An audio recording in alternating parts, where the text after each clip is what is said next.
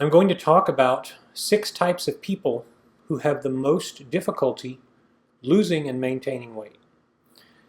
Are you one of these people?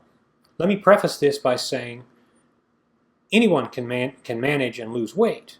The issue is how easily and how competently can you do it and for how long. I don't want to make something bigger than it has to be. But at the same time, there are certain types who I have found in working with people to restructure their lives and health. There are 6 types that find it extra difficult to lose weight. And if you're one of these, the best bet you have on your side to overcome your challenges is to know your weaknesses. That's always the way it is. So let's begin with the 6 types of people who find it most difficult to lose and manage their weight. Number 1, those who don't sleep well or regularly.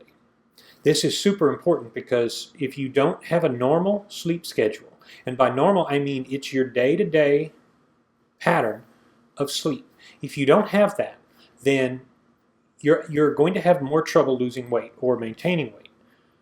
And the reason is your body has to regulate insulin and cortisol and sugar and all of that through a pattern. So if you are a shift worker, you're going to have little slower losses than most people. If you are a person who is an emergency responder, lots of stress, it won't stop your weight loss, but it will make it very difficult to some degree. But I have found in working with those who are having the most difficulty losing weight, it's not sugar or hypothyroid, which makes it very difficult to lose weight, but it involves a disrupted sleep schedule in some way.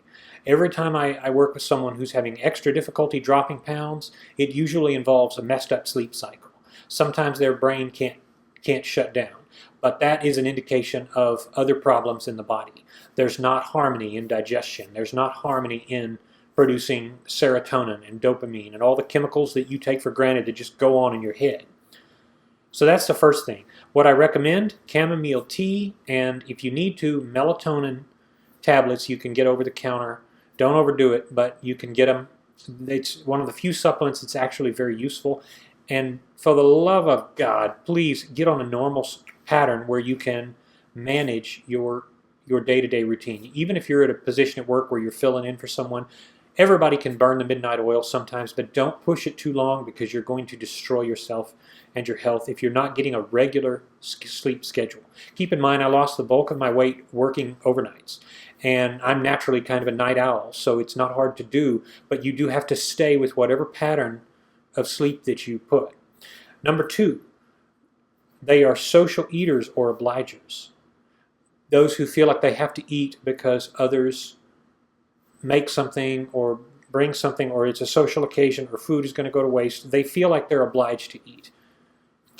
You have to break that tendency, because even if food goes to waste, even if you offend somebody for not eating it, you can always take something to go. I've mentioned this in other videos. I won't spend long on it. Number 3, they have trouble in relationships of all kinds. Dating, marriage, maybe with a mother or father. There is some conflicting dynamic that destroys harmony. But you know what the common denominator is in all of those relationships? It's you. That's a symptom of a problem, an inability to cope. And if you are having trouble in a relationship or any relationship, your best bet is to realize it's not the relationship. It's not the mechanics of whatever strained dynamic you have going on with someone. The real trouble comes from your inability to accept what cannot be changed or what is. So in the case of your health, your inability to accept that you don't lose as fast, that you failed on so many other diet plans in the past, that all of those things are in your psyche and they're embedded there, and you can't move forward because you cannot accept the way things are and the way people are. It is a great strength to be able to adapt. It is a great strength to be able to accept what you can't change.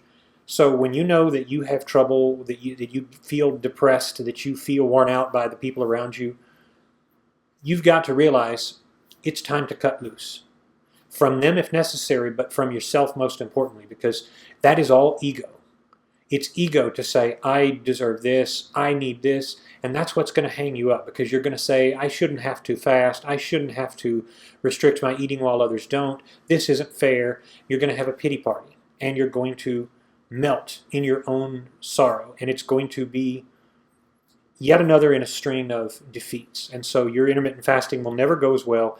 Your determination to accomplish your goal will never go as well if you can't accept yourself. And ultimately, that's all this is about, accepting yourself. Number 4, they have false or unrealistic images of themselves. We just kind of touched on this. But it's a big deal. Some people, they go through life, typically younger people, and they don't realize they will never look like Brad Pitt or Angelina Jolie. This is really a self-worth issue. This is how good am I, and why can't I be like this? And it touches on the last point of you are not what you are not, and you are what you are. A thing is equal to itself. It's you. No one is like you in the universe. But if you can't accept that, if you are trying to chase someone else's vision or dream, you're going to be in for a world of hurt, and you'll have the same troubles that you've always had. Number 5, they have not recovered from a past tragedy. Something happened that they haven't made peace with. Because if you haven't made peace with anything in your life, then you're never going to be able to move forward. And that'll show up in your work. You'll get angry. You'll be the person they pass up for promotion because you're not at peace with yourself. And believe me, people see it. I can work with people overnight. I just talk to people for a few hours and see the type of person they are and see that they're still hung up on something that happened maybe in their childhood, or maybe they're getting out of a difficult marriage or something. A lot of these, you can see how these points touch on each other. But number 6, this is interesting. You are, or they are, too young or too old. Now, what the heck does that mean? If you're too young, I mean you're in 22, 24 or younger. And that a lot of young people lose weight just fine, especially for the fact that their bodies are in pretty well peak condition. But when you're young, you don't have the advantage of knowing what you're going to be doing. So you're liable to go on a 6-month starvation diet when you're young. I've done that when I was in high school. I starved myself sometimes. I went on different crazy diet plans. I went on juice fasts. I went on water fasts. I did different things, and I would lose weight, but I didn't have the wisdom to maintain it because I would always get sidetracked and chase some other rabbit. I would always drop that, just like a preteen goth girl going through a black lipstick phase, and all the adults are going, oh my God, that's ridiculous. But that's their world. So it's difficult to set goals when you're younger. After 24, around 26, 28, all the way through 48 or 49 are your prime years for self-improvement, because you can set goals and reach them with a drive that you don't find at other points in your life. And again, I'm compiling this, working with different people, either on my paid program or just correspondence to emails. It's been several years now.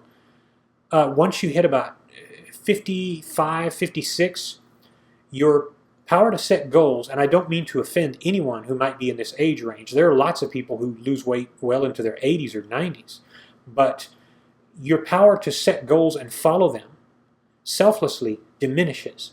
And so you become more self-focused, you become more romantic in your thinking, you become more living on a diet of memory, you become more, those were the days, you become more, here's where I am right now, I need others to accept me. And it's harder to stay with a goal. It's harder to stay with a routine and say, here's what I need to do. I need to do this every day of the week, and I'm going to stay. That's easier to do when you're in your mid-30s. And of course, when I lost my weight, I was 39 through 40 was when I lost the bulk of my weight. You have the best mix of your maturity plus your energy and drive, your youth and your health, and it kind of makes things easier. But again, this is not to say if you were 61, 65, we have members of the forums who are in their 60s who are losing great. It's just a matter of, it may be that that's why you have a hard time keeping and setting goals. And it's something that creeps up on you. My parents, for instance, are about to be 70, and they are thinking about RVing and seeing the grandkids, and they're in a different phase in life, buying land, doing stuff that they enjoy. And there's not a thing in the world wrong with that. It's just a matter of not every phase in life will have the same benefits and ease of access. Much the same way when you're 45 and you get up from a chair really quickly, it will feel different when you are 25 and do the same thing, but you don't notice it until you're 40 to 45, and then you notice there's a slight decrease in joint flexibility, ever so slight, but it's there, enough to notice. So what's the conclusion of this? The conclusion is this: if any of these things describe you, you may have a more difficult time maintaining and obtaining your goal. You're going to have perhaps a little more difficulty, but don't be surprised by that. Just know yourself, and if you've gotten anything from my videos this past half year that my channel has been around, it's the idea is to absorb your whole self in betterment. Weight loss is only one symptom of self-betterment. If you're deeply flawed in one area, you're probably going to be deeply flawed in another.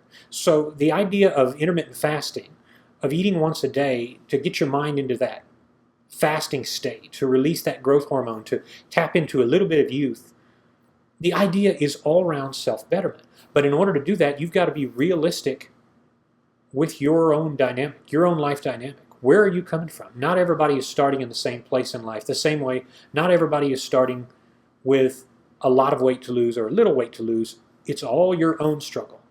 And that's why it's sometimes hard to help people, because they don't realize that the reason their journey is so hard is because they have other problems that are fighting them. So if you are in that peak phase for losing and maintaining, that's great. But if not, just know that your challenges are going to need to be more tailored to your own struggles. I hope this has been helpful. As always, if I can be of assistance to you, let me know, because one of the biggest mistakes you can make, and believe me, this is true for everybody of all ages, is to feel sorry for yourself and to just kind of rot away in excuses and self-misery. I did it for years, so I'm not looking down on anyone who's doing it. I'm saying you shouldn't do it. So there is only up once you're at rock bottom. It's time to go up. Go up, and whatever you do, don't look back. Just go up, make the changes you need to make, and understand that we're all unique.